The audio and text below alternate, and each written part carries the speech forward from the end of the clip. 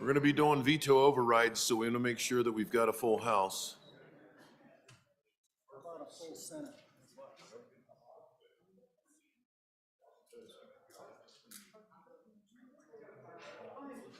Hey, vámonos. So Doug Stetter, Sue Landon. Galleria, no house.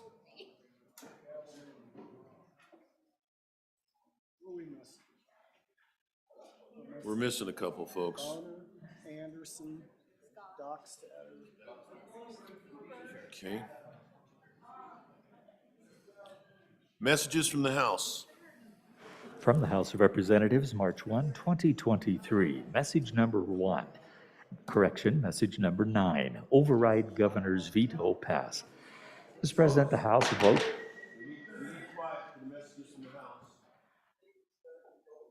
Message number 9. The House voted by a 2/3 vote of the membership to override the governor's vetoes to House Bill 1, Enrolled Act number 37 as follows. Motion 1, ayes 61, excused 1. Motion 2, ayes 60, noes 1, excused 1. Motion 3, ayes 61, 1 excused.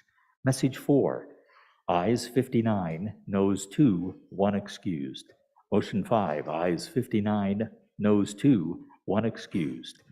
Motion 6, ayes 60, 1 no, 1 excused. Message number 10, override governor's veto pass. Mr. President, the House has voted by a 2/3 vote of the membership to override the governor's veto on Senate Enrolled Act number 37, being original Senate file number 71. Ayes 55, nays 6, excused 1. Message number 491. Mr. President, Senate File 72 failed to pass the House third reading. Senate File 72, employees forced microchip implantation prohibited.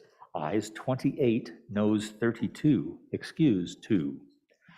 Message number 484. Mr. President, the following bills passed the House on third reading by the votes indicated. Senate File 99, witnessing of wills, remote methods.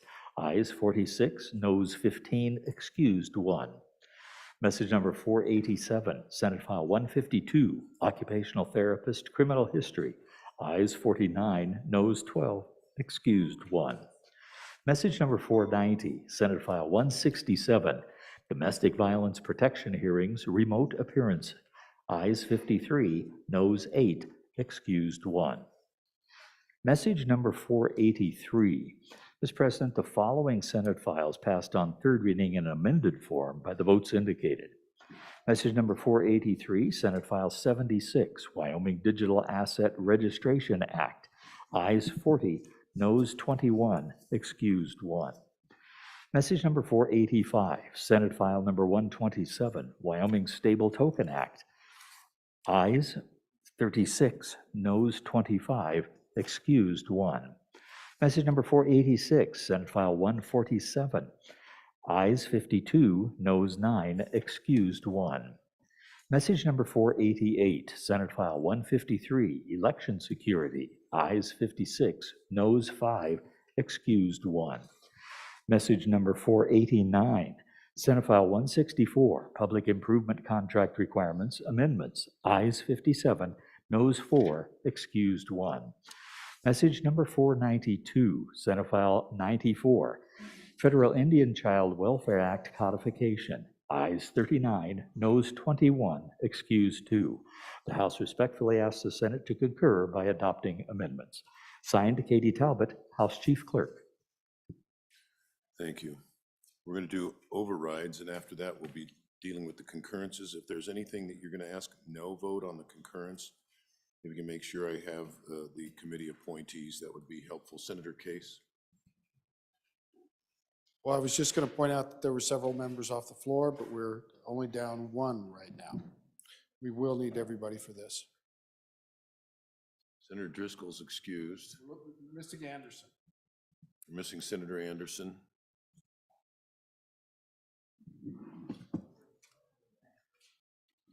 There we go. Rock and roll. Looks like a full house. Okay, amongst other duties of the Vice President is debt collection. We still have about half the people that have not paid for the snack, the $70 snack assessment. That check needs to be made payable to the Senate Courtesy Fund, and give that to Don or Judy is my instructions. Then the belt buckles, if you ordered one, it's either $175 or $400 payable to Senator Driscoll, and that would go to Don. Mr. Majority Floor Leader. Mr. President, pursuant to Article 4, Sections 8 and 9 of the Wyoming Constitution, I move that the Senate override the governor's veto on various items or parts of House Enrolled Act Number 37, being the original House Bill Number 1. Mr. Vice President, I further move that the Senate consider and vote separately on each item or part of the governor's veto identified in the list distributed to the members. The motion to override the governor's veto of House Enrolled Act Number 37, being original House Bill Number 1, is in order. We will consider and vote separately on each item or part of the governor's veto identified in the list that's been distributed to all members. The vote to override requires a 2/3 majority of the members elected. Will the clerk please read the first amendment to override House Bill Number 1? Override House Bill 1, Veto 1, page 16, section 20, override. Mr. Majority Floor Leader.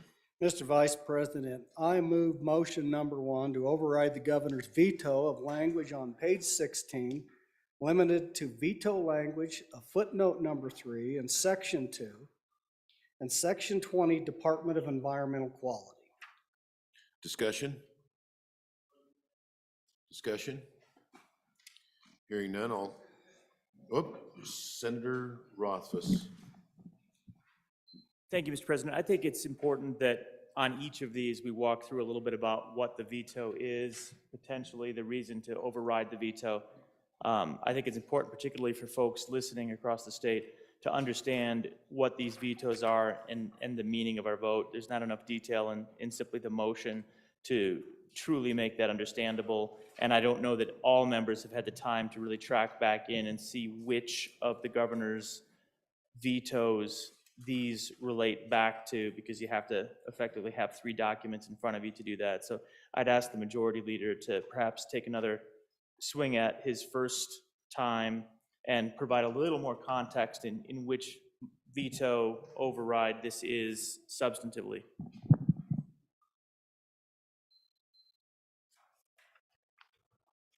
Mr. Majority Floor Leader.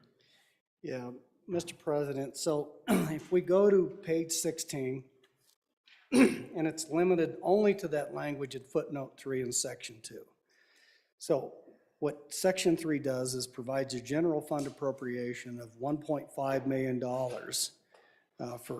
and it's supposed to go into the contractual service 900 series of the Department of Environmental Quality. In other words, that's where they use that section of their budget to go out and contract for other services, Mr. Chairman. And so what the veto did is the veto says there's still $1.5 million is appropriated, but it just says to ensure the review of air quality permits for industrial projects. The language that was vetoed was for contractual services under the 900 series as necessary. So what it effectively does is leave a $1.5 million appropriations for air quality permits, but the intent of the legislature was that was supposed to be used for contract with the Department of Quality to go do that work. We don't know, Mr. Chairman, how that work would be performed once we stripe that language out there. So I hope that provides an explanation of what we're overriding is the language that says for contractual services, 900 series as necessary. Thank you, Majority Floor Leader. Further discussion? Further discussion. Hearing none, the motion is to override the governor's veto as moved by the Majority Floor Leader. If you vote aye, you are voting to override the governor's veto. The Chief Clerk will call the roll. House Bill 1, BT Amendment Number 1. Anderson? Aye. Baldwin? Aye. Barlow? Aye. Beitman? Aye. Boner? Aye. Bouchard? Aye. Brennan? Aye. Case? Aye. Cooper? No. Dockstetter? Aye. Ellis? Aye. French? Aye. Furphy? Aye. Garou? No. Hicks? Aye. Aye. Hutchings? Aye. Ide? Aye. Jones? Aye. Kinsky? Aye. Aye. Kolb? Aye. Landon? Aye. Larson? Aye. McEwen? Aye. Nethercott? Aye. Pappas? Aye. Rothfuss? No. Salazar? Aye. Schuler? Aye. Scott? Aye. Steinmetz? Aye. President Driscoll?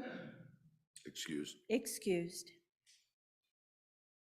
Closing vote. Closing. Vote closed. Amendment number 1 to House Bill 1, 27 aye, 3 no, 1 excused. By your vote, you have voted to override the governor's veto of amendment number 1 to House Bill 1. Mr. Majority Floor Leader.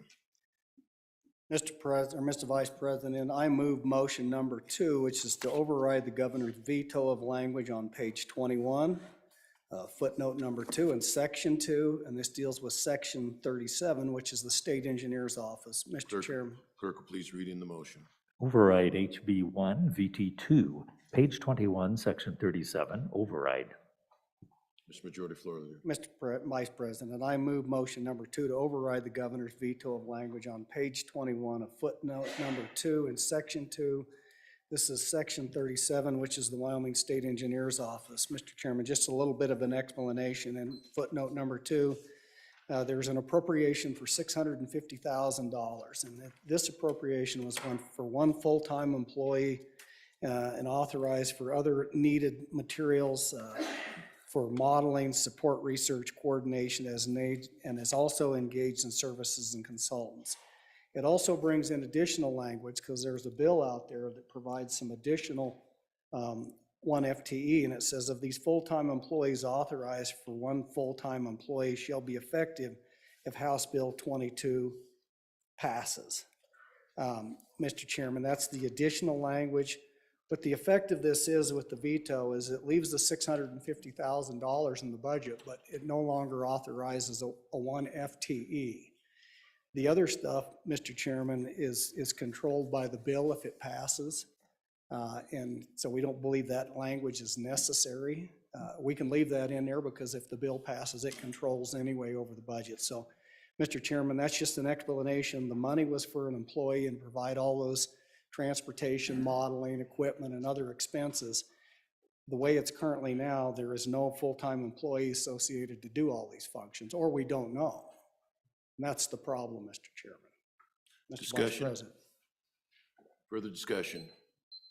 Hearing none, the motion is to override the governor's veto in amendment number 2 to override House Bill number 1. The clerk will call the roll.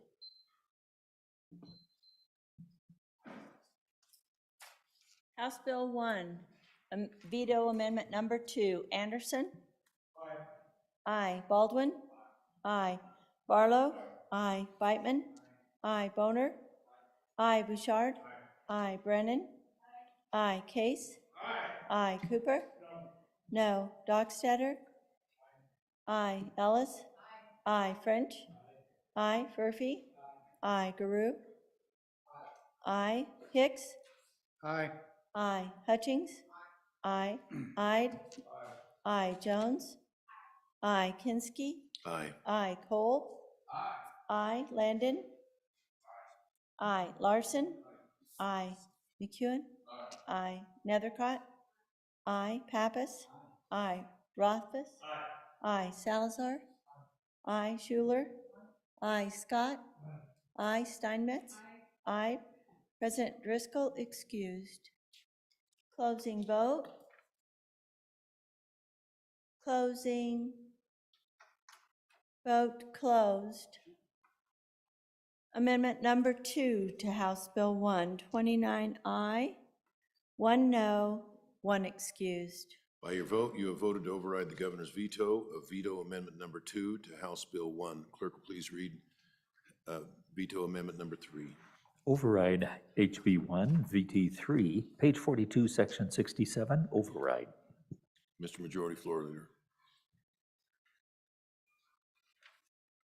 Yeah, Mr. Vice President, I move, has it been read in? It just read All right, in, yeah. Mr. Vice President, I move motion number 3 to override the governor's veto of language on page 42 of footnote number 11 in section 2. And section 67 is the University of Wyoming, Mr. President. Again, you're going to see a similar trend here. So if we go to that footnote number 11, what we did is we provided the general fund appropriation of $460,000. And that was to fill 3 vacant positions. This is for pathologist position at our biosafety laboratory. And it goes on and then talks about how those positions for a pathologist positions would be filled, and then a laboratory positions after that with an epidemiologist and then the technicians associated with that. So that's what the $460,000 is. That stays in there. But what that money is for those 3 vacant positions is all vetoed out. So we have an appropriation for $460,000, but we don't know where that money's going to go to. And so it was specific. We wanted it for those BSL laboratories, for the pathologist and the epidemiologist. Mr. Chairman said that's what the veto language did. It struck out all of those position descriptions for what that appropriation was, but it left the money there. So that's an explanation, Mr. Vice President. Discussion. Discussion. Hearing none, the motion is to override governor's veto amendment number 3 to override House Bill number 1. Clerk will call the roll. Veto override House Bill 1, Amendment 3. Anderson? Aye. Baldwin? Aye. Barlow? Aye. Beitman? Aye. Boner? Aye. Bouchard? Aye. Brennan? Aye. Case? Aye. Cooper? No. Dockstader? Aye. Ellis? Aye. French? Aye. Furphy? Aye. Garou? No. Hicks? Aye. Aye. Hutchings? Aye. Ide? Aye. Jones? Aye. Kinski? Aye. Aye. Cole? Aye. Landon?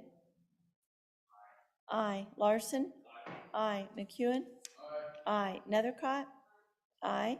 Pappas? Aye. Rothfuss? No. Salazar? Aye. Schuler? Aye. Scott? Aye. Steinmetz? Aye. President Driscoll excused. Closing vote. Closing. Vote closed. Amendment number 3, 27 aye, 3 no, 1 excused. By your vote, you have voted to override the governor's veto of veto amendment number 3 to override House Bill number 1. Clerk, please read the 4th motion. Override HB 1, VT 4, pages 43 and 44, section 67, override. Mr. Majority Floor Leader. Mr. Vice President, I move motion number 4 to override the governor's veto of language on page 43 and 44, footnote 14 in subsection 2. Again, this is the University of Wyoming, section 67. Mr. Vice President, again, what we've seen here, this section deals with the general fund appropriation of $1.5 million. And then it brings in language. It says this appropriation for the purposes of converting light detection and ranging data collected pursuant to the United States USGS surveys, 3D elevation programs initiated in Wyoming, and we flip over the page on page 43, a statewide digital elevation model including statewide 2-foot digital contours. And then this is supposed to be collected and packaged, and the data is for use by each of the 23 counties. And then we see subsection B just strikes the language, the general fund appropriation. The effect of the veto language, Mr. Vice President, is it leaves the $1.5 million appropriation, but we don't know what it's for anymore. It was specific for that purpose of the 3D elevation survey. All of that language was vetoed. Mr. Vice President, I think that provides an adequate description of what we're overriding in the veto. Discussion. Discussion, Senator Rothfuss. Thanks, Mr. Vice President. The veto doesn't leave it entirely hanging there. And to be clear, I'm going to support the veto override because I think the original language is better than the way it's left. But there's a combination of the two paragraphs by veto where that $1.5 million and the $500,000 in the B paragraph on the following page would be combined. So it turns into a $2 million appropriation broadly for the dissemination of GIS data. So it still is an entire appropriation associated with the dissemination of GIS data, but it does not any longer specify this digital elevation model that's in the A paragraph as a priority. So, Mr. Vice President, just to be clear, all of the money would still be for GIS-related work, and it could include, in fact, the digital elevation model, but it would not be proscriptive. That said, Mr. Vice President, I think it's a project that is being prioritized for good reason, and the original language ensures that is the project that's prioritized. So on and for the override. Further discussion? Further discussion? Hearing none. The motion is to override the governor's veto in amendment number 4 to override House Bill number 1. Clerk will call the roll. If you vote aye, you are voting to override the governor's veto. House Bill 1, veto override amendment number 4, Anderson. Aye. Baldwin. Aye. Barlow. Aye. Beitman. Aye. Boner. Aye. Bouchard. Aye. Brennan. Aye. Case. Aye. Cooper. No. Dockstetter. Aye. Ellis. Aye. French. Aye. Furphy. Aye. Baru. Aye. Hicks. Aye. Hutchings. Aye. Ide. Aye. Jones. Aye. Kinski. Aye. Aye. Cole. Aye. Landon. Aye. Larson. Aye. McEwen. Aye. Nethercott. Aye. Pappas. Aye. Rothfuss. Aye. Aye. Salazar. Salazar, no. Aye. Schuler. Aye. Scott.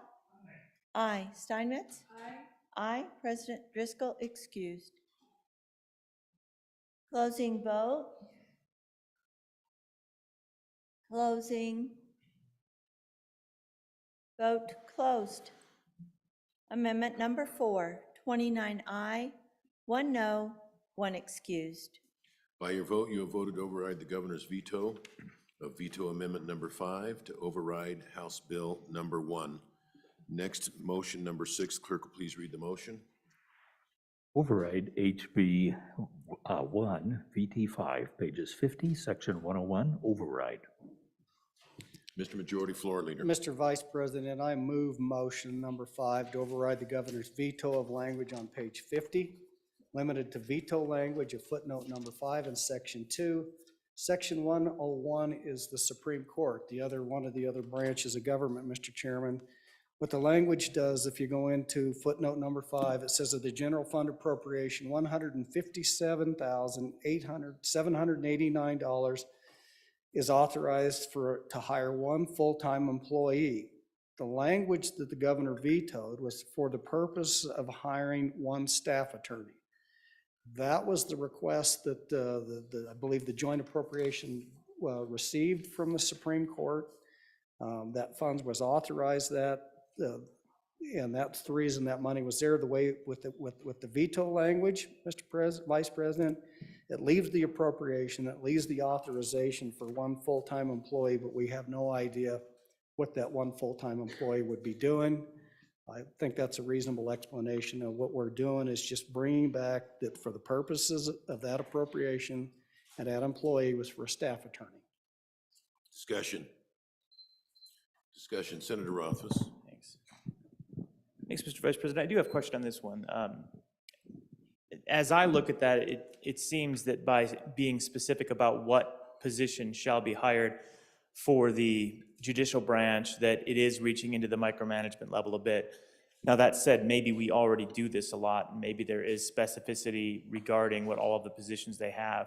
But as I read this, it seems that if you're issuing an FTE to the Supreme Court and therefore the judicial branch, that it's incumbent upon them to make their hiring decisions based on their need. I know that they expressed a need for an additional FTE. This was a response to that. My question is, on this one, why do we feel we need to override and be specific on what the position will be filled for, when realistically it seems that the Supreme Court is generally capable of making pretty good decisions on their own? It's what they do for a living.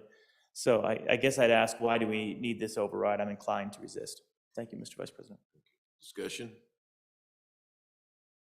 Mr. President, I may have to phone a friend, but my recollection is when so this usually comes in the form of a letter to the Appropriations Committee from the Chief Justice in the court, and they say, these are the things we want. It's my recollection, and I would stand corrected if any of my colleagues from the Appropriations Committee want to look at, but this was exactly what they specified. There was a number of positions. Each one of them has a dollar amount associated with those positions. So that exact dollar amount that we appropriated matched the request from the Supreme Court for that position. Now, my recollection is the JAC may not have funded every position.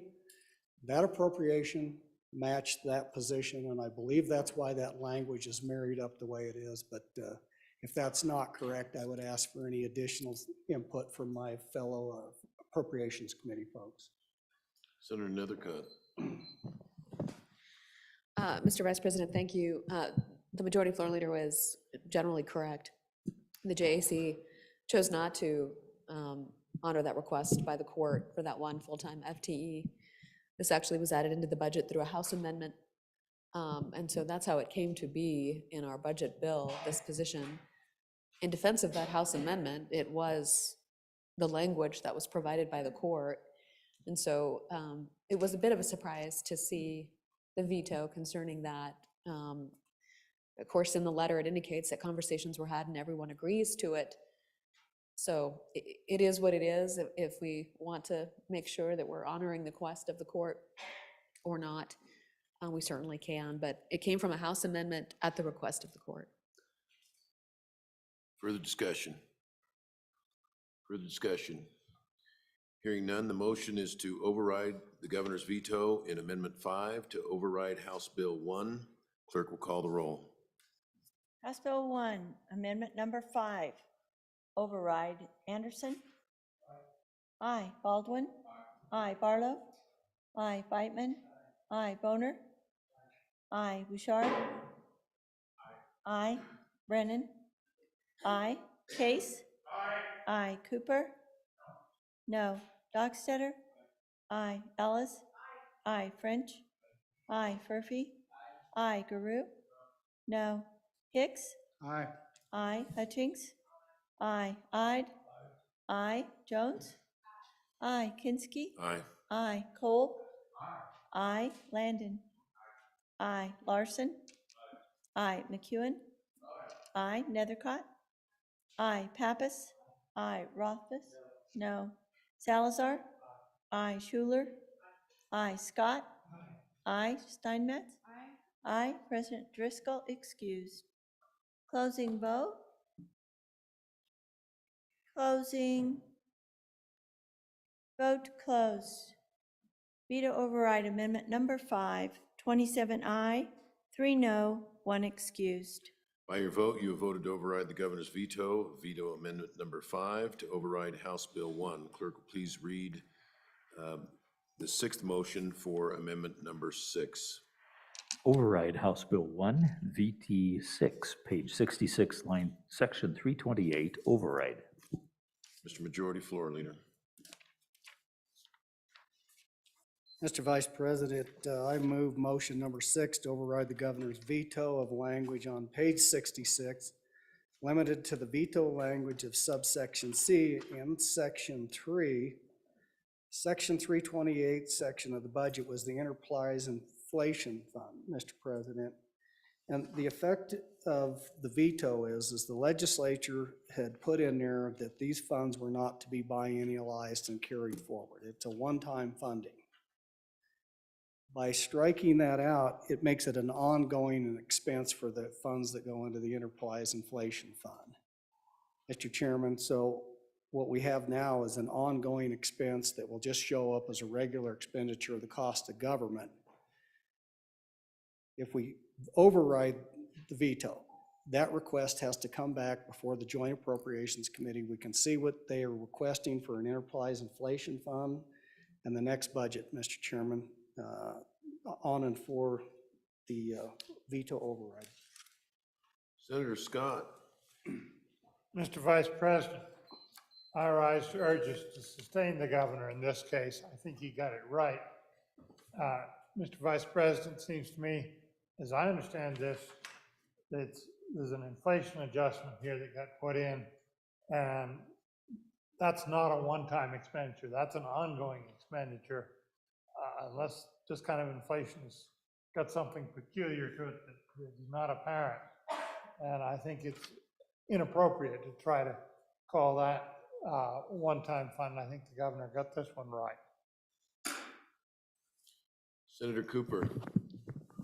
Thank you, Mr. Vice President. Out of respect for this body, I feel it necessary to explain my no votes on all of this. I feel that the override of a governor's veto is extremely important. And it's something we probably take a little bit too lightly. I think our reasons for overriding a veto need to be held to the highest scrutiny. And as I read through the governor's reasoning for these vetoes, he had good reasons for all of them. As I read through our thought process, we had good reasons for probably vetoing some of this stuff. But I didn't feel that anything that we saw in this group was so compelling that it'd be necessary to override the governor's veto. So I admire all of you for voting your conscience. I had to vote mine. Thank you very much. Thank you. Further discussion? Senator Rothfuss? Thank you, Mr. Vice President. I ask the body to sustain and vote no on motion number 6. I think the tall senator from Natrona County is exactly right. We do a lot of exclusion of biennialization in the budget, and it's usually for a good reason, not to include something in the standard budget. When it's a one-time expenditure, when it's an expenditure that needs to be revisited, when it's appropriate that it be reconsidered at a future time in the standard budget. In this circumstance, the idea that inflation is somehow going to go away in the next year and that this is a one-time expenditure is something that I think we all hope for. We would like that to be true, but the veto recognizes the reality that as we've added additional costs for inflation, it's a necessity. Those are real costs. There's going to be a real increase in the costs associated with all of the expenditures that are being remedied by this, and it's appropriate for that language precluding it from being entered into the standard budget to be struck. So with that, I will be no on motion number 6 and encourage the body to sustain the veto. Further discussion? Senator Hicks and then Senator Pappas. Senator Pappas. Thank you, Mr. Vice President. The issue I've got with it is that we don't do this with any other places. We don't build in an ongoing inflation adjustment in every budget line item we have. And so we're just picking this particular one to build it in, as if I'm not mistaken. I don't see it other places. And frankly, I don't know what inflation will be next year, or the year after that, or the year after that.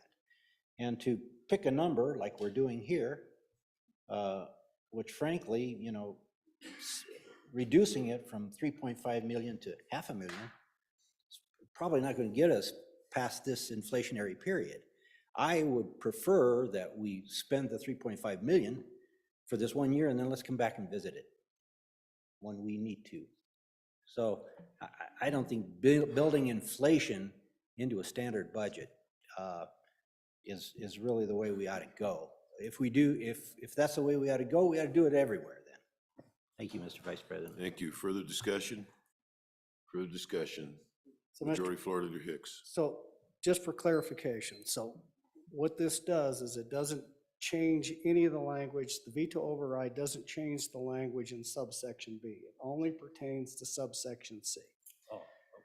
And so what this effectively does is it says this will be carried forward. And I think this gets to the issue of my colleague from Laramie County here. It's $14.45 million of general fund. It's an additional $3.5 billion of federal funds.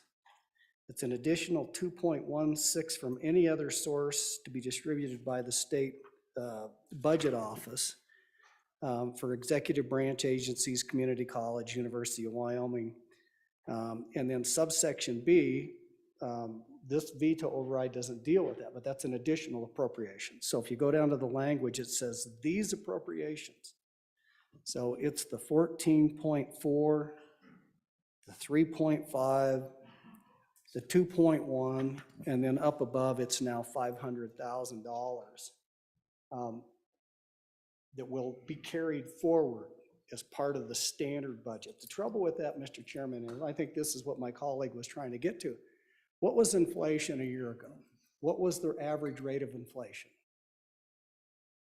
What's it going to be a year from now? Is it going up or is it going down? We don't know. And this is why you don't bake this into a standard budget and say, well, we're just going to appropriate $14 million for inflation, because we don't know what that inflation index is. We know CPI is coming down, but it may go back up.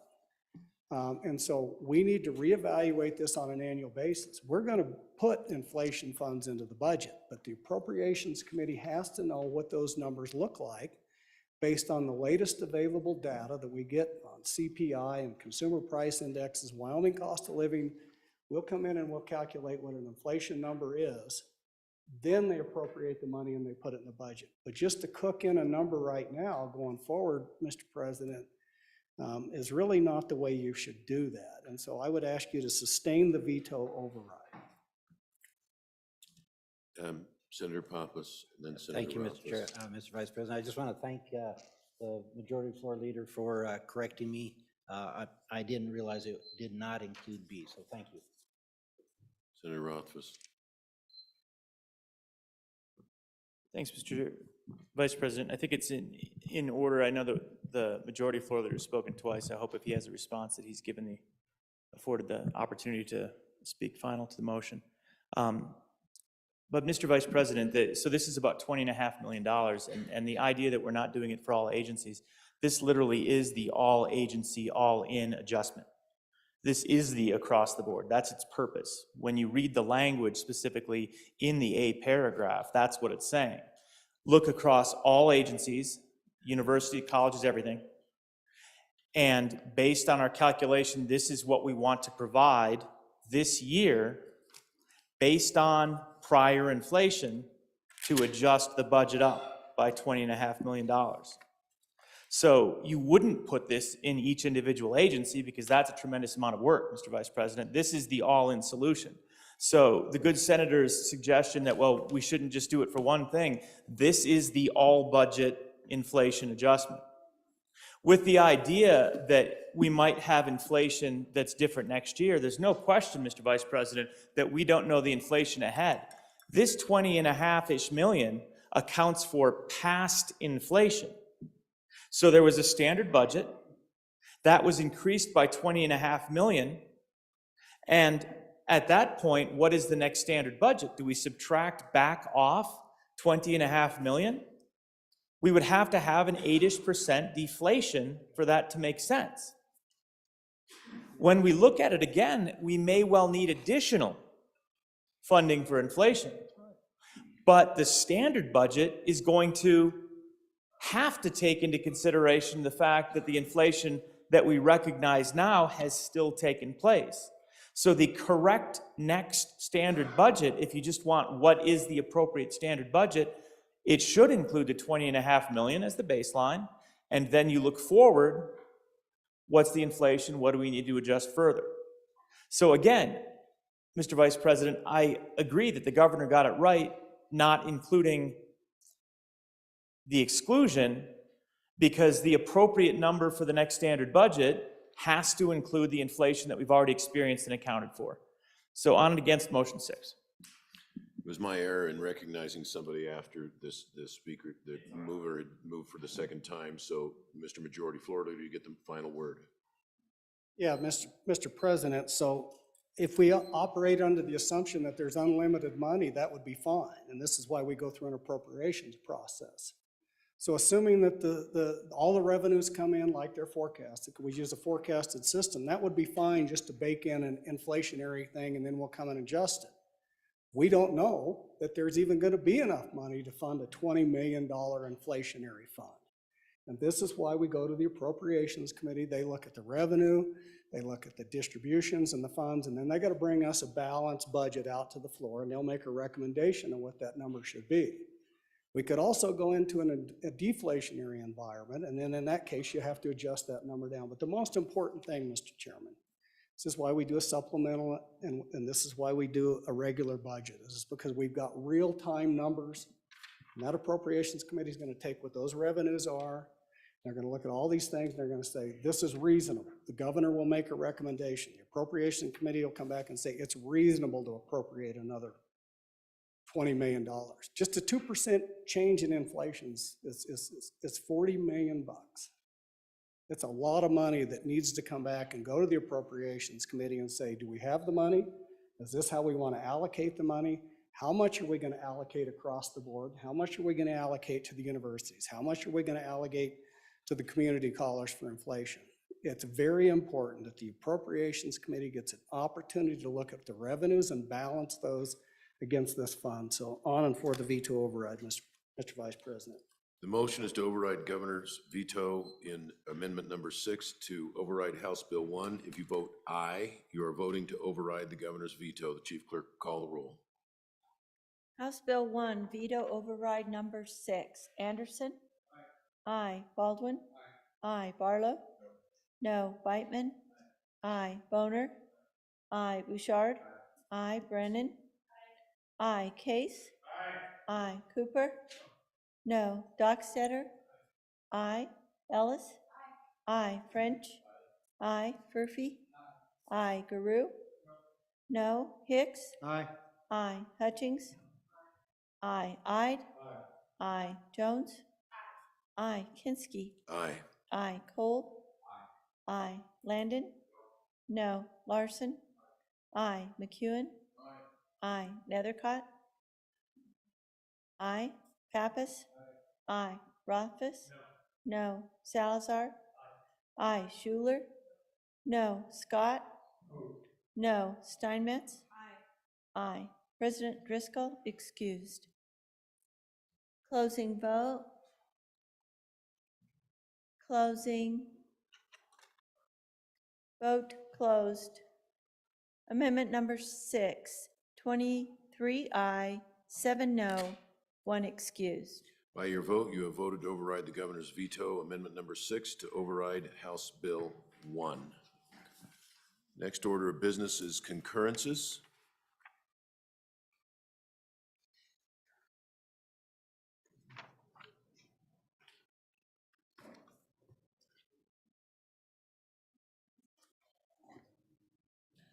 Senator Rothfuss,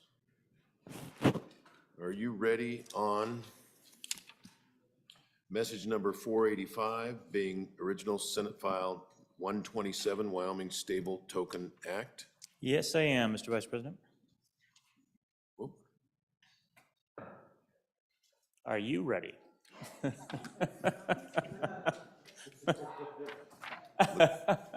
clerk will please read in the message. Message number 485, referencing Senate File 127, Wyoming Stable Token Act. Senator Rothfuss. Thank you, Mr. Vice President. I move pursuant to message number 485, concurrence on Senate File 127, Wyoming Stable Token Act, and ask the body to vote aye. Mr. Vice President, there were 3 amendments that were made in the House. All of them are positive, friendly amendments. The first of those is to soften a timeline where the token would be issued by a date certain, and that's replaced with endeavored to issue by that date. The second amendment is a change to where any revenue off of the stable token treasury bills would go, and it all ends up in the Common School Permanent Land Fund. And the third amendment relates to a desire to ensure that there are criminal background checks conducted on any member of the commission that would be operating the Wyoming Stable Token Act. All of these are good and I think positive, help out the act. So with that, I'd ask the body to vote aye. Happy to answer any questions. Discussion. Discussion. Hearing none, the motion is that the Senate do concur on Senate File 127, and you are asked to vote aye. Chief Clerk will please call the roll. Concurrence vote, Senate File 127. Anderson? Aye. Baldwin? Aye. Barlow? Aye. Whitman? Aye. Boner? Aye. Bouchard? Aye. Brennan? Aye. Case? Aye. Cooper? Aye. Dockstetter? No. Ellis? Aye. French? Murphy? Aye. Guru? Aye. Hicks? Aye. Hutchings?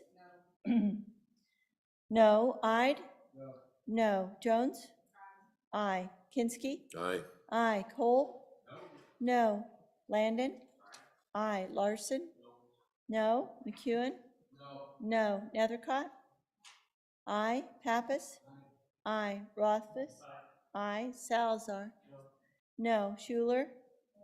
Aye. Scott? Aye. Steinmetz?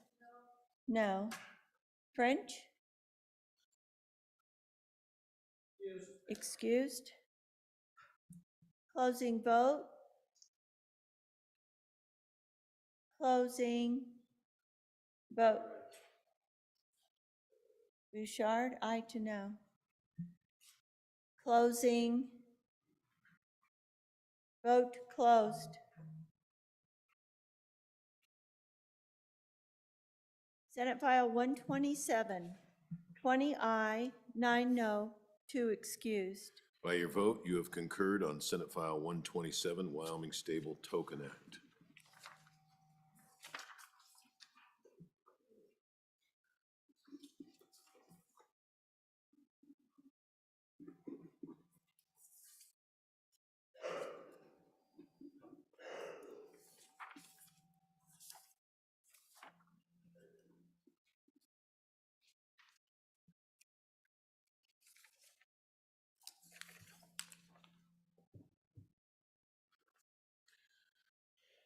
Senator Ellis, are you ready on message 492 on Senate File 94, Federal Indian Child Welfare Act codification? I am ready. Clerk will please read the message. Message number 492, referencing Senate File 94, Federal Indian Child Welfare Act codification. Senator Ellis. Thank you, Mr. Vice President. I would move to concur on message 492, referencing Senate File 94, and ask you to vote aye. As you'll recall, Senators, this bill would codify the Federal Indian Child Welfare Act. The House inserted a sunset date to be effective on July 1st, 2027. So within 4 years, if we haven't figured out a workable solution, and after we know what happens with the U.S. Supreme Court, if it's appropriate, this act will be repealed. So I think this is a good amendment and would ask you to vote aye. Thank you. Further discussion? Further discussion? Hearing none. The motion is that the Senate do concur on Senate File 94, and you are asked to vote aye. Chief Clerk, please call the roll.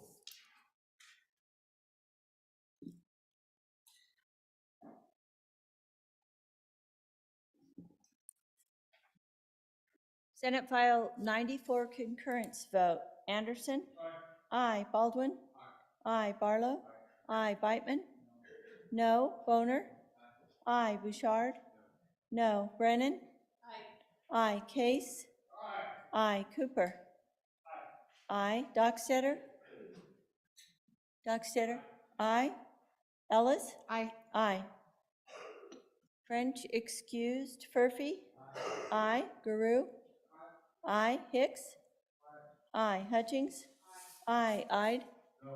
No. Jones? Aye. Kinsky? Aye. Aye. Cole? Aye. Landon?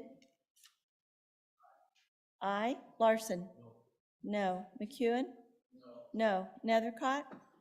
Aye. Pappas? Aye. Rothfuss? Aye. Salazar? No. Schuler? Aye. Scott? Aye. Steinmetz? No. President Driscoll excused. Closing vote. Closing. Vote closed. Senate File 94, 22 aye, 7 no, 2 excused. By your vote, you have concurred on Senate File 94, Federal Indian Child Welfare Act codification.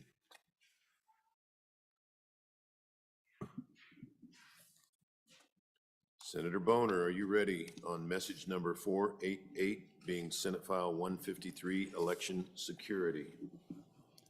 Aye, Mr. Vice President.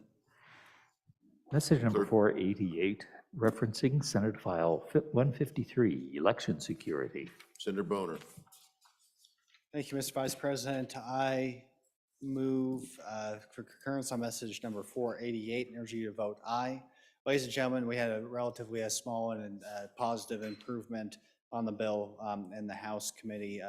Effective what they did, it goes into the area where we institute the limited ballot audit. And there's a requirement in there that the clerks work with the University of Wyoming to find the correct formula. And all that we did effectively was saying that, you don't have to update the formula every election cycle. Presumably, statistics aren't going to change that much every 2 years, and they can update as needed. So it just removes the requirement to do it every election cycle. So that's all it did, a positive improvement. Urge you, I vote. Discussion. Discussion, hearing none. The motion is that the Senate do concur on Senate File 153, and you are asked to vote aye. Chief Clerk, please call the roll.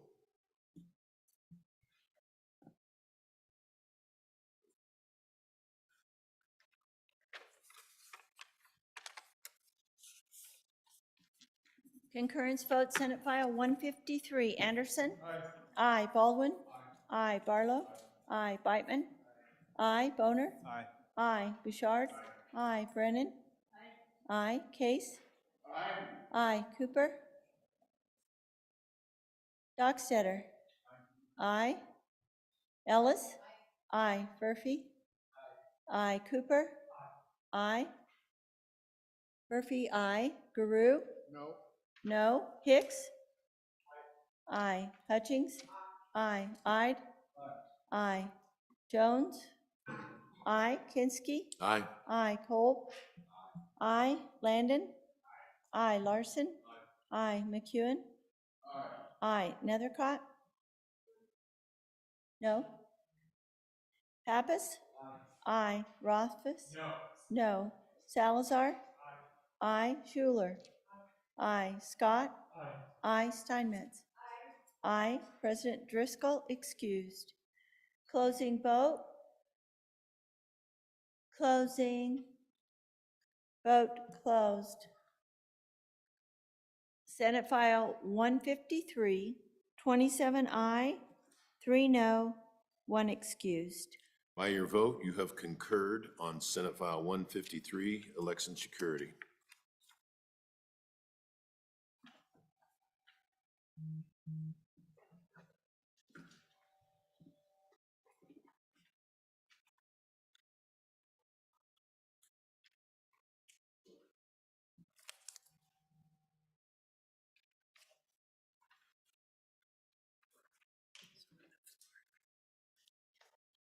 Busy day for you, Senator Boner. Senator Boner, are you ready on message number 489? Senate File 164, Public Improvement Contract Requirements Amendments. I am, Mr. Vice President. Please read the message. Message number 489, referencing Senate File 164, Public Improvement Contract Requirements Amendments. Senator Boner. Thank you, Mr. Vice President. I move concurrence on message number 489 and ask you to vote aye. Fairly simple adjustment here from our colleagues down the hall. Change the July effective date to April. It was agreeable to everybody involved. Remember, this involves not just our municipalities, but our auto dealers, our contractors. Everybody was okay with the earlier effective date. And so if this is going to help all those entities do work together a little bit better, might as well have an earlier effective date. So that's all that our colleagues did. Urge and I vote. Discussion. Discussion. Hearing none. The motion is that the Senate do concur on Senate File 164, and you are asked to vote aye. Chief Clerk, please call the roll. Senate File 164, concurrence roll call. Anderson? Aye. Baldwin? Aye. Barlow? Aye. Beitman? Aye. Boner? Aye. Bouchard? Aye. Brennan? Aye. Case? Aye. Cooper? Aye. Dockstader? Aye. Ellis? Aye. French? Excused? Excused. Furphy? Aye. Guru? Aye. Hicks? Aye. Hutchings? Aye. Ide? Aye. Jones? Aye. Kinski? Here. Oh, excuse me, aye.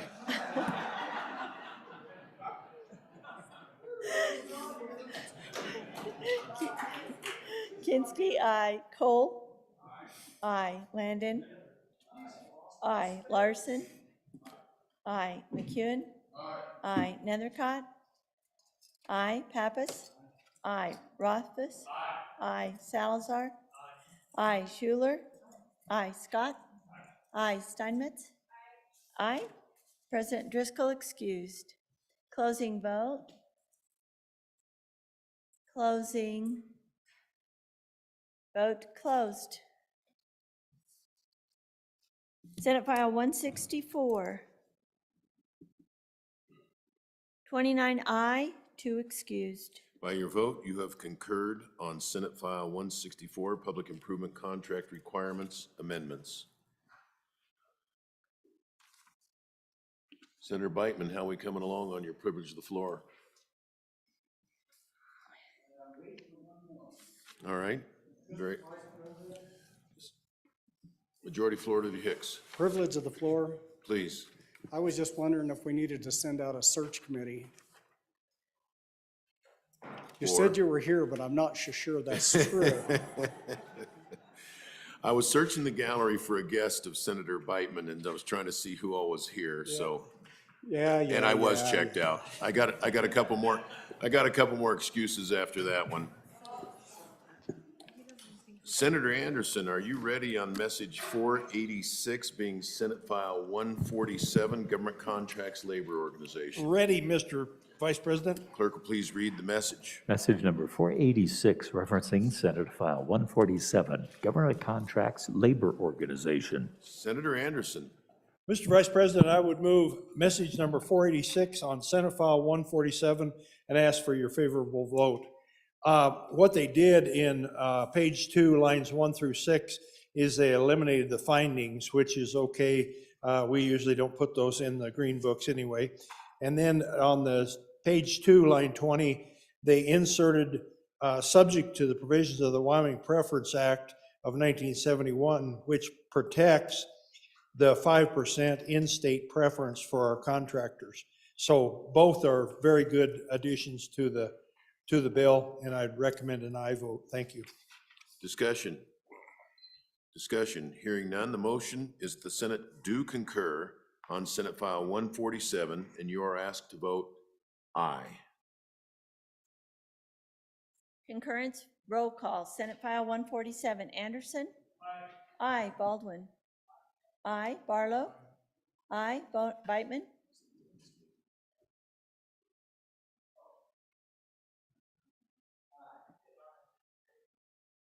Reitman, aye. Boner?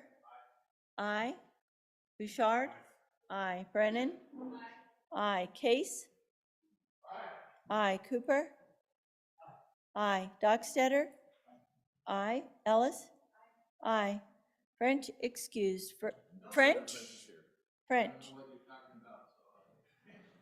You have to Furphy? vote. French, aye. Furphy? Aye. Guru? Aye. Hicks? Aye. Hutchings? Aye. Ide? Aye. Jones? Aye. Kinsky? Aye. Aye. Kolb? Aye. Landon? Aye. Larson? Aye. McEwen? Aye. Nethercott? Aye. Pappas? Aye. Rothfuss? No. Salazar? Aye. Schuler? Aye. Scott? Aye. Steinmetz? Aye. President Driscoll excused. Closing vote. Guru, aye to no. Closing. Vote closed. Senate File 147, 28 aye, 2 no, 1 excused. By your vote, you have concurred on Senate File 147, Government Contracts, Labor Organization. Majority Floor Leader Hicks.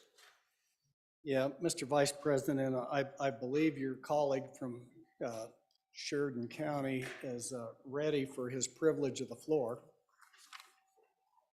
Why don't you speak from up here, Senator Beitman?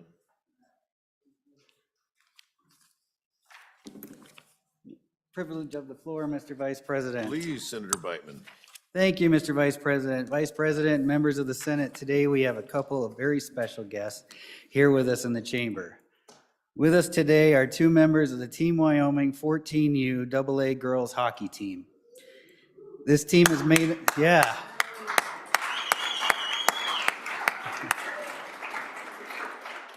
This team is made up of the top 20 girls aged 13 to 14 from across the state who tried out last April.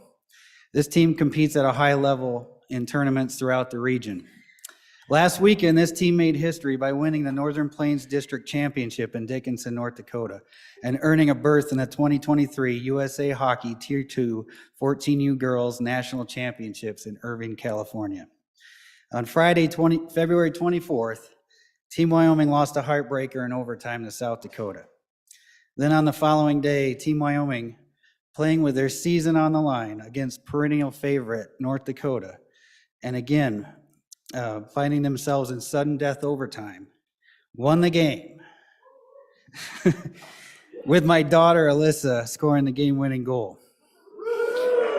If I would have done this on Monday, I'd be bawling right now. So I've had a couple days to process this all. But then on Sunday, Team Wyoming faced off against the same North Dakota team in the championship game and won a nail-biter 2-1 with Mallory Akers from Sheridan scoring the game-winning goal late in the third period. Mr. Vice President, I have with me Story McGonigal from Cody, who is down here with Teen Pact, and Cheyenne's very own Anna Anderson. This is her jersey right here. Team Wyoming, why don't you hold that up? Assistant captain to represent the team. The other 18 girls and coaching staff couldn't make it here today, so I'd like to read the names and home organizations of these 20 All-Stars. First, we have Peyton Earl, June Fuqua, Lexi Carr, Brooke Holland, and Tegan Voorhees from the Jackson Moose.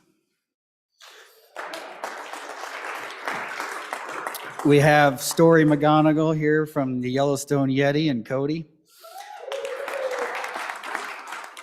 We have Emery Punches Mickelson, Tressa Thompson, and Hazel Jansen from the Laramie Outlaws.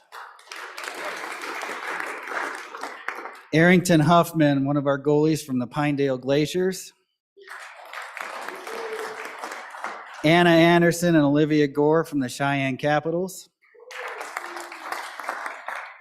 And then Juniper Koltiska, Brianne Charleboy, Mallory Akers, Merritt Haswell, Willow Koltiska, Avery Nykirk, Alana Mowry, and Alyssa Beitman from the Sheridan Hawks. Their head coach is Sierra Smith with assistant coaches Josh DeBard, Ryan Thompson, and team manager / momager Mercedes Beitman. Please give them a warm Senate welcome and a good send-off to Nationals. Go IO!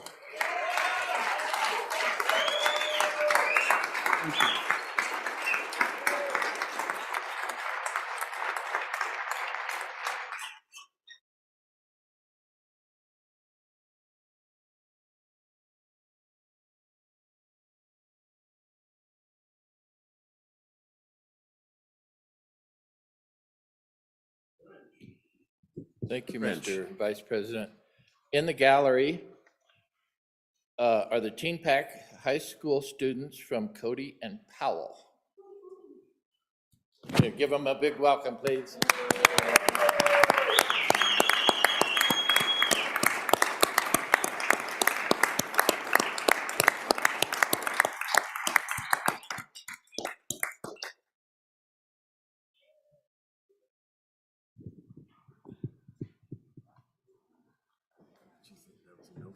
Okay, Majority Floor Leader Hicks, no. We are now at that order of business. Bills on third reading and final passage.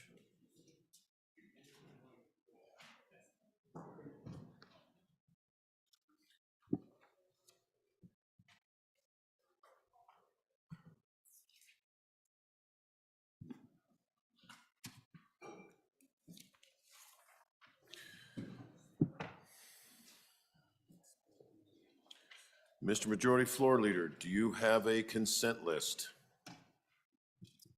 Mr. Vice President, I do have a consent list. The consent list is as follows.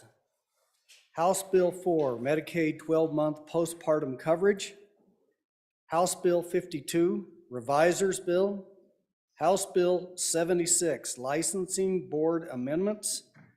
House Bill 152, Life as a Human Right Act. House Bill 171, State Land Leases. House Bill 208, School Foundation Program Reserve Account Investments. And House Bill 222, Colorado River Advisory Committee. Mr. Vice President, that is your consent list.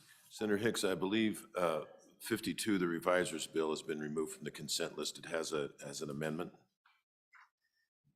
Mr. Vice President, I would rescind my motion to include House Bill 52, Reviser's Bill, on third reading consent list.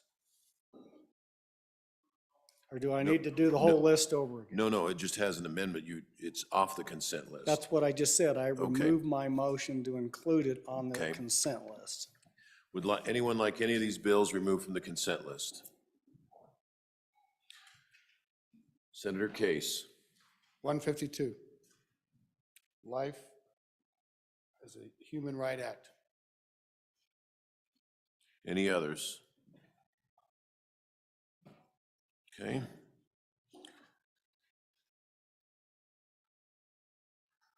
Having been read 3 separate times, the question is, shall these bills pass the Senate? House Bill 4, Medicaid 12-month postpartum coverage. House Bill 76, Licensing Boards Amendments. House Bill 171, State Land Leases. House Bill 208, School Foundation Program Reserve Account Investments. House Bill 222, Colorado River Advisory Committee. The Chief Clerk will call the roll. On the consent list, Anderson. Baldwin. Barlow. Barlow, aye. Beitman. Aye. Boner. Bouchard. Brennan. Case. Aye. Cooper. Dockstetter. Ellis.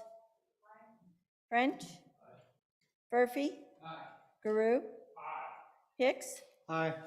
Hutchings. Ide. Jones.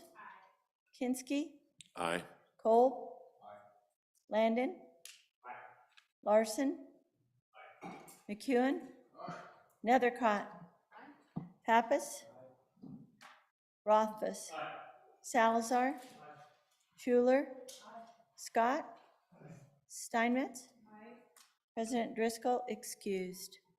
On the consent list, 30 aye, 1 excused.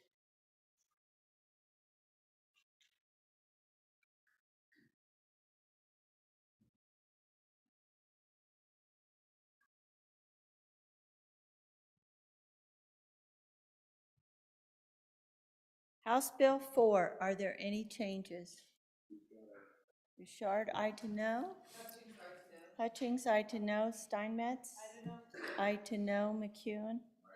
Aye to no. Hicks? I don't know. Aye to no. Ide? Aye to no. French? Aye to no. Cole? Aye to no. Salazar? No. Beitman? No. Brennan? No. Scott? No. Jones? No. Larson? No. Closing vote. Closing. Vote closed. House Bill 4, 16 aye, 14 no, 1 excused.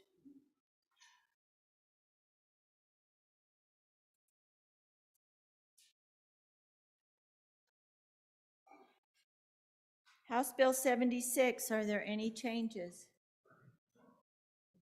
Ide? Aye to no? Aye to no. Closing vote. Closing. Vote closed. House Bill 76, 29 aye, 1 no, 1 excused. House Bill 171, are there any changes? Bouchard, aye to no. Scott? Conflict? Closing vote. Closing. Vote closed. House Bill 171, 28 aye, 1 no, 1 excused.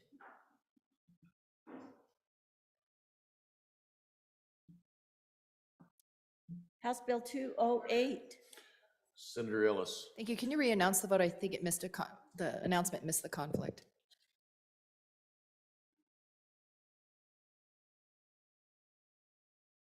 Senator Scott had a conflict. Correct. House Bill 171, 28 aye, 1 no, 1 excused, 1 conflict. Thank you. House Bill 208, are there any changes? Bouchard, aye to no. Ide? Aye to no. McEwen, aye to no. Closing vote. Closing. Vote.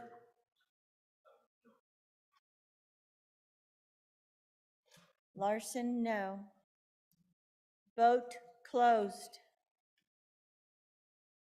House Bill 208, 26 aye, 4 no, 1 excused. And House Bill 222, are there any changes? Beitman? Aye to no.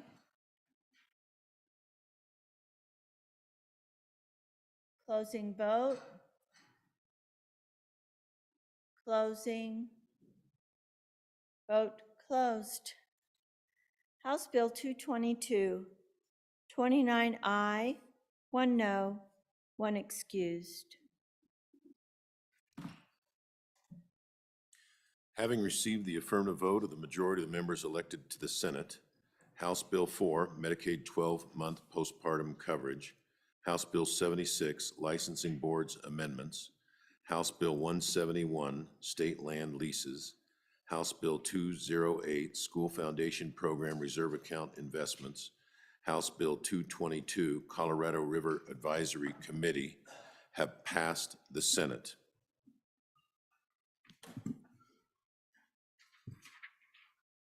Yeah, I got it here.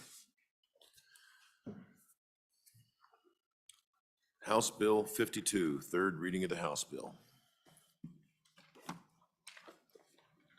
House Bill 52, engrossed, Revisers Bill, sponsored by the Management Council, an act relating to the revision of statutes and other legislative enactments.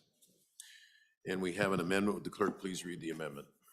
House Bill 52, third reading amendment number 1 to engrossed copy, page 15 after line 13 in. Senator Guru. Mr. Vice President, I would like at this time to move third reading amendment number 1 to Senate File 52, House Bill 52, and ask for your favorable consideration. Okay, discussion. Thank you. Guess what? You got the revisers bill in here, and you know at the very end, not that our revisers would ever miss anything at all because they catch all our small little mistakes. But we did, and this is probably my fault, we forgot to add one little piece, and it's the amendment that you have before you. And all it really does is it just adds 2 pieces of very pertinent information. If you'll look on line 14, number B, Section 3 of this act shall be given precedence and shall prevail over Section 3 or 4 of 2023 Wyoming Session Laws, Chapter 46, as enacted by the Wyoming Legislature during the 23 General Session. Then next, if you skip down there, it also says on line 25, a new Section 5, except as otherwise noted, provided in this section, this act will be effective July 1. And then on line 28, sections 3, 4, and 5 of this act are effective immediately upon completion of all acts necessary for a bill to become law as provided in Article 4, Section 8 of the Wyoming Constitution. And those are the changes I ask for your favorable consideration. We'll stand for any questions, Mr. Vice President. Questions for Senator Guru? Hearing none. All those in favor of third reading amendment number 1 to House Bill 52, say aye. Aye. Opposed, no. That motion carries. Back on the bill. Discussion on the bill. Hearing none, are you ready for the question? House Bill 52, having been read 3 separate times, the question is, shall the bill pass? The Chief Clerk will call the roll.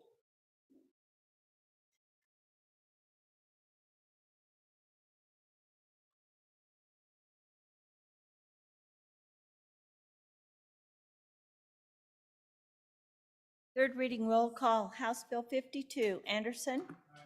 Aye. Baldwin. Aye. Barlow. Aye. Whitman. Aye. Boner. Aye. Bouchard. Aye. Brennan. Aye. Case. Aye. Cooper. Aye. Dockstetter. Aye. Ellis. Aye. French. Aye. Purphy. Aye. Guru. Aye. Hicks.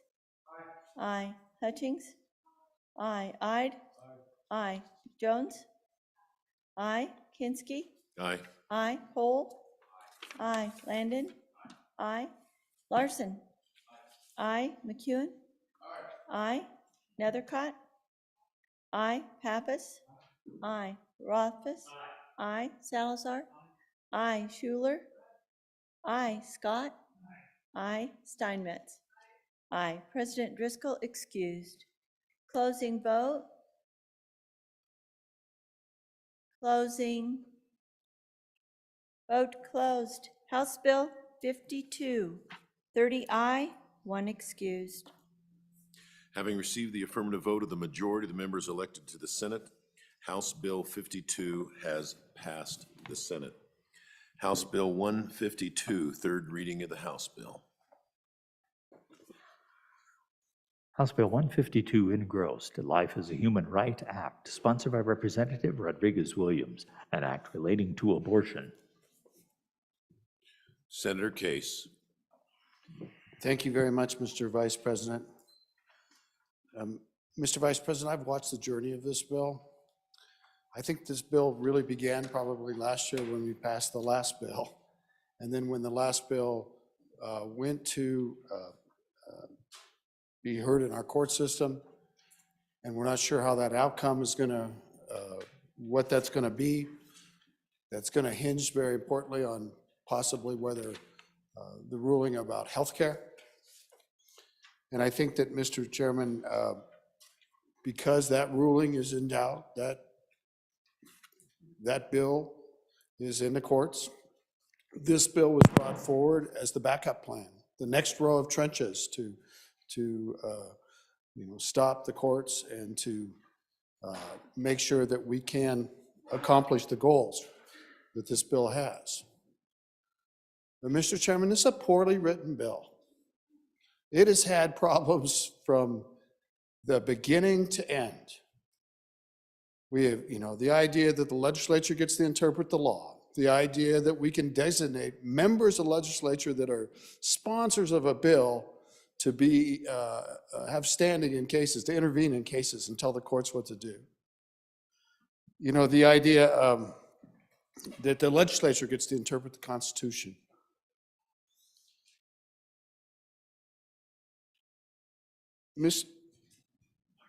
We fixed some of those things. A lot of those things were stripped out in the first standing committee amendment, Mr. Vice President. But we left a lot open. And the whole issue of the life of the mother, or the welfare of the mother, we tried to fix that yesterday. We had a long amendment, which sounded like third-year medical school to me in a lot of ways, to try to get all the situations that might come up between a doctor and a patient that's carrying a baby. And we added a long list. But I'm not a third-year medical student, Mr. Vice President. I have no idea the completeness of that list and what we've left out and what damage we've done. Mr. Vice President, I fail to see what this bill accomplishes in supplementation to the bill that is now in the court system of Wyoming. I don't see any added benefit. Maybe it's the definition of when life begins for you. Maybe there are other reasons. But there's not much here anymore.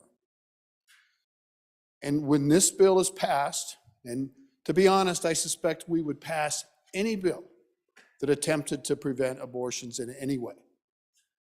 And I think that's why we've got this piece of legislation today. But Mr. Vice President, we have a bill in the court systems, a law that was duly passed by this body and acquiesced by the chief executive that is being challenged in court now. This bill no longer has the trigger piece that says, well, if they rule on that law, then this law goes into effect within 5 days. That's out of there too. I submit to you, this accomplishes nothing more in this great question that challenges us right now.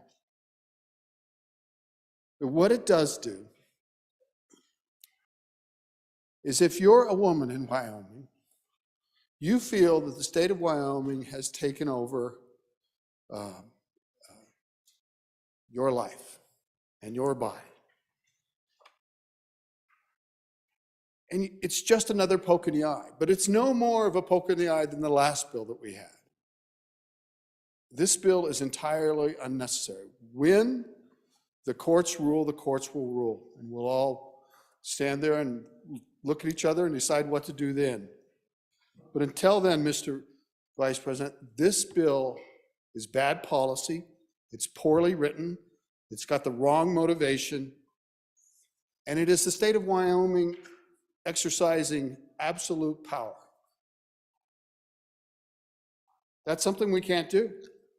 Article 1 of our Constitution, Section 7, no absolute arbitrary power. You have Absolute 30 arbitrary seconds. power, I'll just finish this 2 lines. Please. Over the lives, liberty, and property of free men exists nowhere in a republic, not even in the largest majority. Thank you, Mr. Vice President. Further discussion, Senator Landon. Thank you, Mr. Vice President. I was in the chair on Committee of the Whole with this bill, and you know, I just want to commend the body on that day, and appreciated your comments, and had a good visit a little while ago in the back. And this is one of those bills that, for me at least, it wakes you up about 2 o'clock in the morning, and you mull it over and you mull it over. So given the fact that I was in the chair on Monday, Mr. Vice President, I did want to stand and say a few things about this bill real quickly. First of all, I wish it was a Senate bill, because we'd have done better with this bill than what was done down at the other end. No question in my mind. Really appreciate a couple of my friends in the back that made this bill a little better. The problem is that came out yesterday. And folks, I haven't even had time to run that language by my doctors back home. I represent a pretty heavy infiltrated medical community. It's one of our only level 2 trauma centers in the state. I really look up to all of those healthcare providers, and I haven't even had a chance to run that by them. I don't know what that amendment does. I'm very concerned about the fact that the women in Wyoming don't have the comfort in knowing where that line is drawn. I just don't know where that is. I want to leave you, Mr. Vice President, with a very good friend of mine who sent me this note. She just went through what the senator from Laramie County explained on Monday, that this brings to the hospital and to the doctor's office. She says it this way: it doesn't go far enough for me. I'm still very against the bill. The problem is that rarely are these diagnoses black and white. By necessity, legislation has to be black and white. So it leaves doctors and families in a very difficult place when it comes to making a decision like this that is almost never black and white. The best and simplest way to address this is to leave it between the doctor and the family, because it's already so complex and every situation is unique. I think we should all have the right to decide what is best for us in each situation. This young lady, Mr. Vice President, has gone through hell a couple of years ago. She dealt with this, and that's what she says to us in the Wyoming Senate today. She says, please, I'm not going to read to you what they went through specifically. It's here if you want to ask me. She said, please slow this thing down. This is not the right way to go. We can do better than this legislation. I don't even know if we have to. I supported last year's legislation, Mr. Vice President. It's working its way through. I don't even know what this bill will do to that legislation. That concerns me. I'm just really struggling to get to this bill, Mr. Vice President. Thank you. Senator Cooper. Thank you, Mr. Vice President. This is such an important piece of legislation that we've got to get it right. And there's some questions in the language that, you know, we all feel very passionate about this right to life thing. I know I do. I look at the good senator next to me's a picture of his grandkids. I've got a picture of my grandson here. It's critical what we're doing. So we've got to get it right. I'm really confused about the language in there. There's some things in there that are pretty cutesy as far as definitions, but is this exactly about elective versus therapeutic? Or are we trying to do something more? That's confusing to me. Secondly, what will the passing of this bill do to the current legislation that's in the courts? Does it negate it? And if it does, that probably means this will be in the courts, and we're back another year, 2 years further back. I'm pretty worried about that. I really think we need to slow down, just as the good senator just said, see where the current bill goes before we try to fix it again. Thirdly, this is, by the way it was written, and the bringers of the bill felt pretty confident by the language they'd put in it originally that it was going to end up in the courts, and I agree with that. So where did the funds come from to defend us in the courts? There's no funds in the bill to defend it like we put in a lot of bills. So do we just pull it out of the air, or do we take it out of the general fund? I'm not convinced that the language is 100% right yet. I'm not convinced that it's wrong, and I applaud the folks in the back row here that did some really good work on this. They answered a lot of questions for me, but we still have some questions out there that are unanswered. I'm not sure that we're ready to go. I'm willing to listen to the answers, though, if they're here. Senator Beitman. Thank you, Mr. Vice President. On and for this bill. I don't find the bill all that confusing. I find it good policy. Find one of our most solemn duties in this body is to protect people's constitutional rights. And I'll read it again. Article 1, Section 2 of our Wyoming Constitution, equality of all, and their inherent right to life, liberty, and the pursuit of happiness. All members of the human race are equal. That's what this bill does. Page 2, line 22. The legislature acknowledges that all members of the human race are created equal and are endowed by their Creator with certain unalienable rights, the foremost of which is the right to life, Mr. Vice President. That's what we're setting forth here in this bill.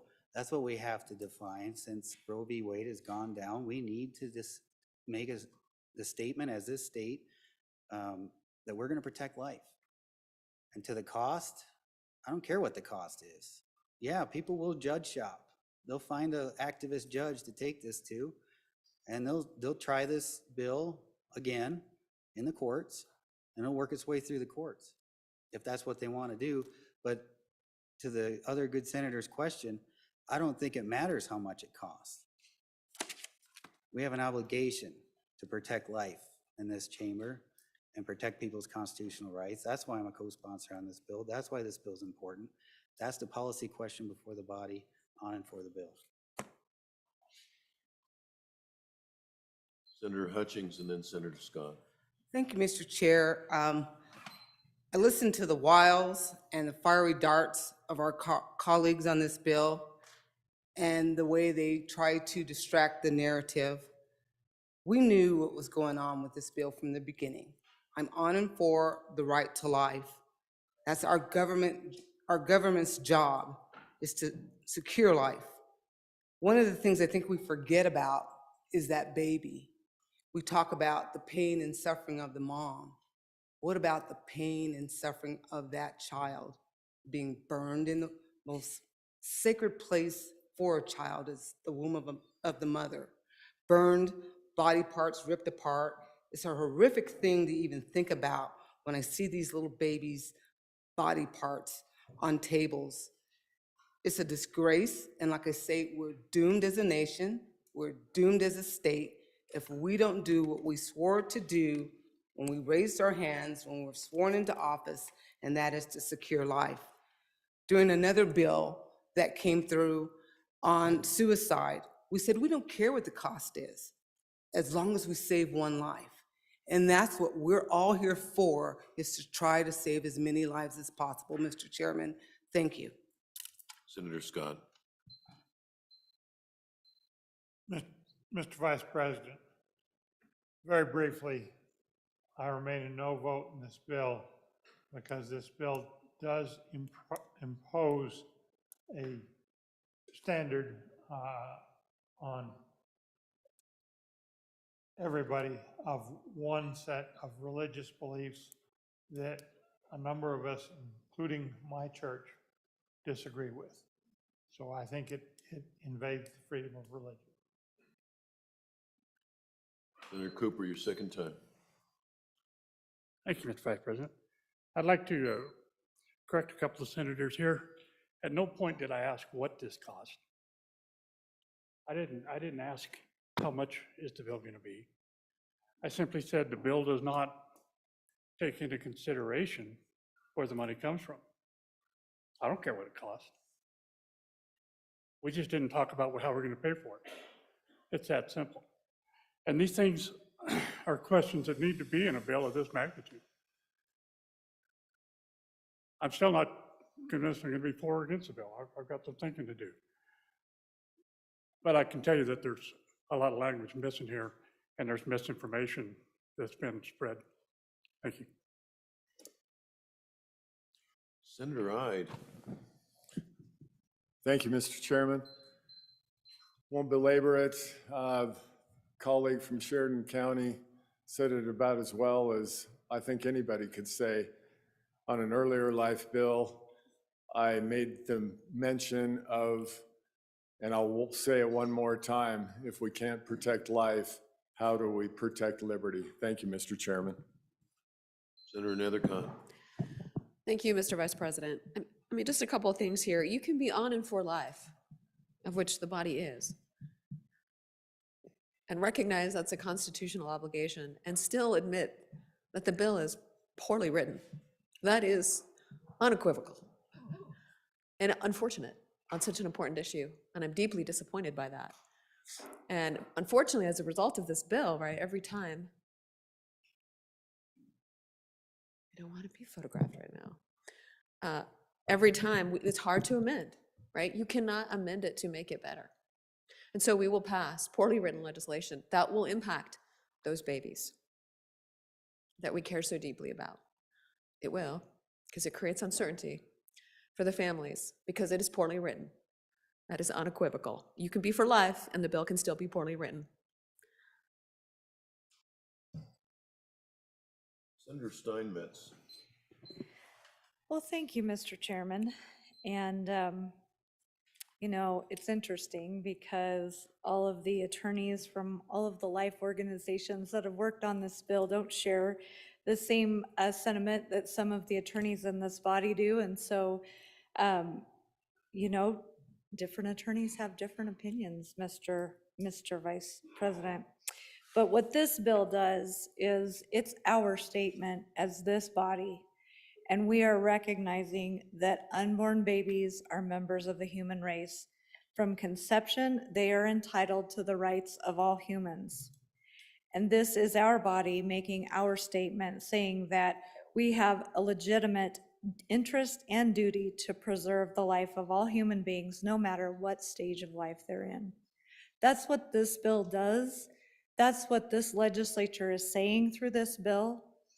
And that's the good work we've done on it here in this debate and in this body and through the amendments and through the process it's been through. So I'd urge you to vote for this bill. And with that, Mr. Chairman, I'm done. Senator Kolb. Thank you. Mr. Vice President, I guess I'd just like to put another point of view out here. We're faced with a new era. The Supreme Court has changed the position. Now we're trying to grapple with this issue.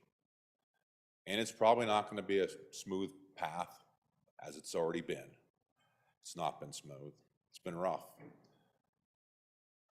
Say, I didn't sign on to this bill because it was missing a few things that were added to it. Rape, incest, life of the mother, and some clarity was added.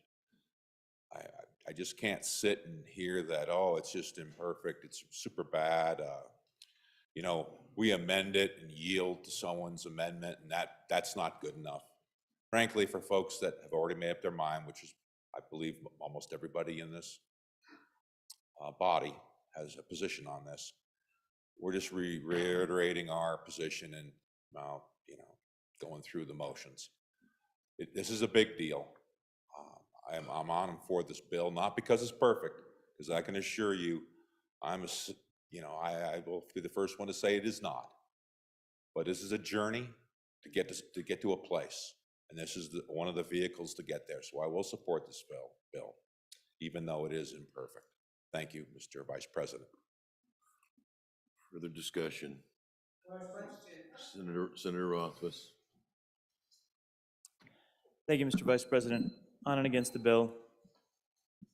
Mr. Vice President, if I were a cynic, I'd support the bill at this point. Because the concerns that were raised about the validity of the bill, the quality of the bill, and how it will affect the process seem legitimate to me. The fact that there is another bill from last year, which is going through the system, going through the process, has been challenged. That bill was enjoined. That's a slow, methodical process. The passage of this bill effectively resets that process. Not only that, but this bill really contains more that goes a lot further down the track of infringement on individual rights, infringement on liberties in the state of Wyoming. But Mr. Vice President, my concerns with this legislation get to the core of the issue and the fact that it is about what is the responsible role of government. What should a government have authority over? How deep into someone's life, how deep into someone's beliefs should the state of Wyoming be willing and able to go? Because this is a significant step. Mr. Vice President, when the state of Wyoming can force a woman against her will to carry a child from conception to term, that's a lot of power. That's incredible power and authority. That's a big difference from where we're at today. Mr. Vice President, I appreciate the thoughts of the good senator from Laramie County who said that you can be pro-life and against this bill because the bill is not of significant quality and has legal issues. I would submit you can be against this bill, you can be pro-life, and you can also be pro-choice because that definition of life really does vary from person to person. Where we draw the line, where we delineate. We had a speech at the podium a couple of days ago, one religious faith indicating their belief is that life begins at birth. Others believe different time periods. Different religions have different viewpoints on this. Remember conception, Mr. Vice President. Conception isn't even implantation yet. About 50% of fertilized eggs, they don't make implantation. They're just hanging out in the fallopian tubes, looking for a place to settle down, and don't end up finding one. This bill declares that moment of fertilization as the beginning of life. And again, Mr. Chairman, I just don't believe that. But it's okay that others in here do believe that. I know I represent a pretty significant portion of the state that does not share the belief that conception is the beginning of life when you would be entitled to individual freedoms and liberties. But Mr. Vice President, it's okay that you do. It's okay that other members of this chamber do. And we can all individually hold our own beliefs and views in this space if the state of Wyoming doesn't make the decision for us.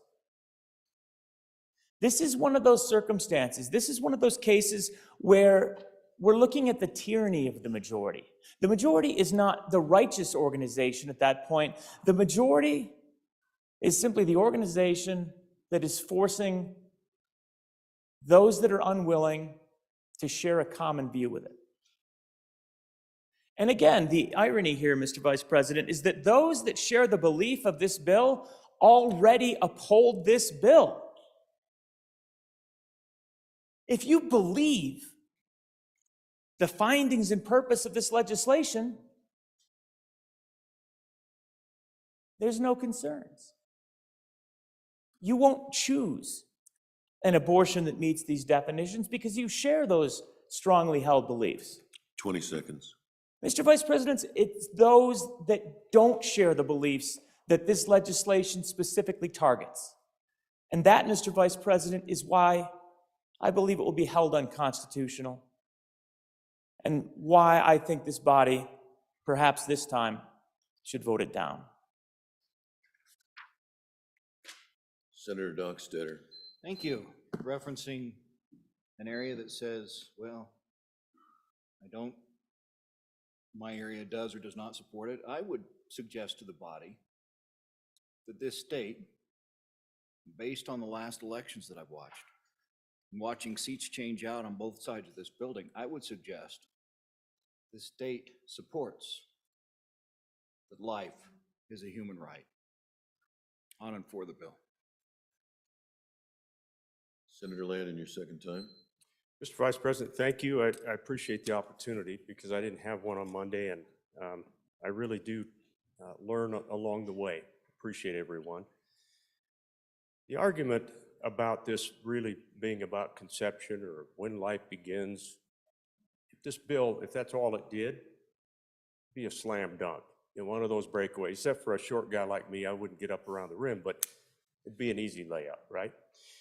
The problem is, it's not about that. It's about families, it's about crisis situations.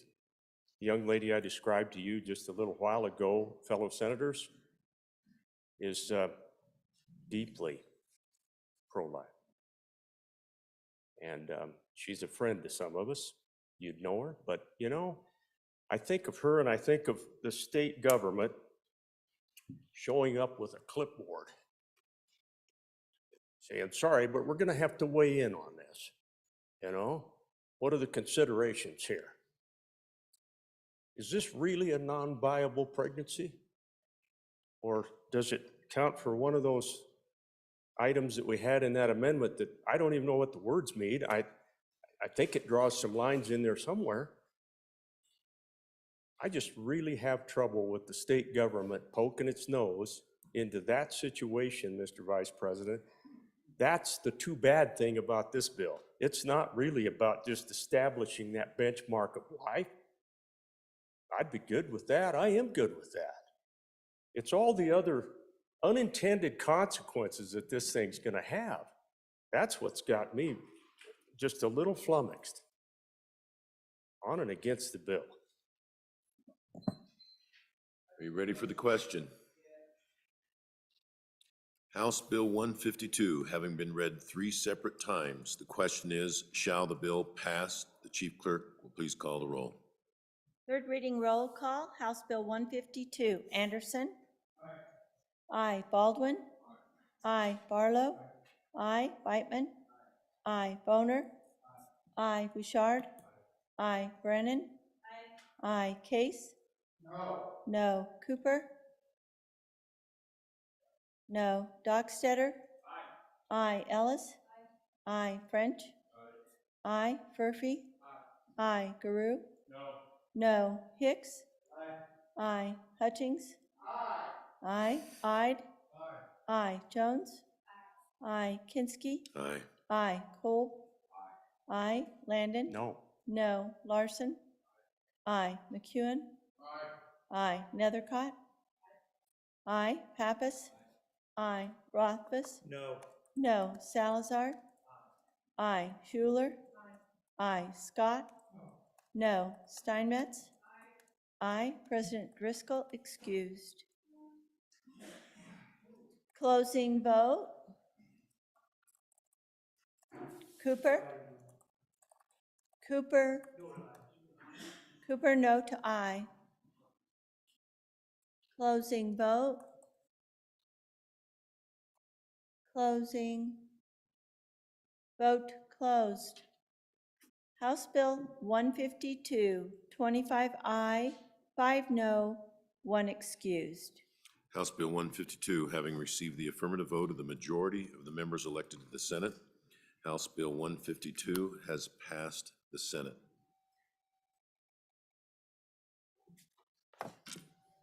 Mr. Majority Floor Leader.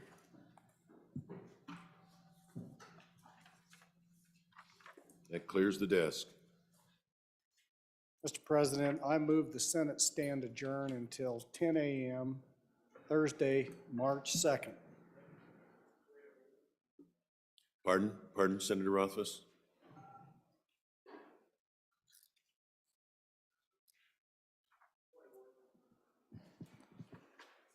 On that, are we, that'll end business for the day? Is that the intent, to end business for the day and not pick up anything else? Correct. Not read anything else in? Okay. Thank you. You've heard Announcements. the motion. Announcements. Senator Scott. Mr. Vice President, we'd previously hoped that we'd be able to have a conference committee on House Bill 33 on adjournment.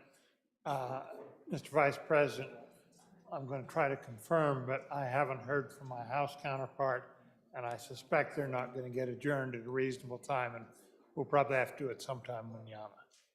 Thank you. Other announcements, Senator Anderson? Mr. Vice President, having voted on the prevailing side, I move to reconsider the governor's nomination of Dusty Spolmer for Industrial Siting Council. Mr. Spolmer is a professional engineer in Wyoming, Montana, Colorado, Hold on. Utah. Oh.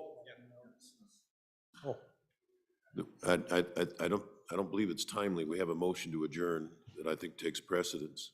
Oh, That always takes precedence. okay.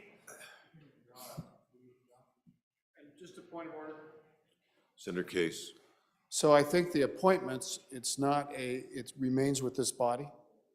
I don't think there's any question that we couldn't do this in the morning. Oh, agreed. Does everybody agree on that? I think that we could have that motion in the morning and it'd be fine when there's not a timely issue. I'm getting a Thank you. nod from Ellen, so that's the final word. Further announcements. This Majority Floor Leader wanted me to emphasize that conference committees and negotiations discussions can continue with the idea that we'll try everything we can do to try and wrap up as much business as we can tomorrow. You've heard the motion. All those in favor signify by saying aye. Aye. Opposed, no. Motion carries. The Senate shall stand adjourned until 10 a.m. tomorrow.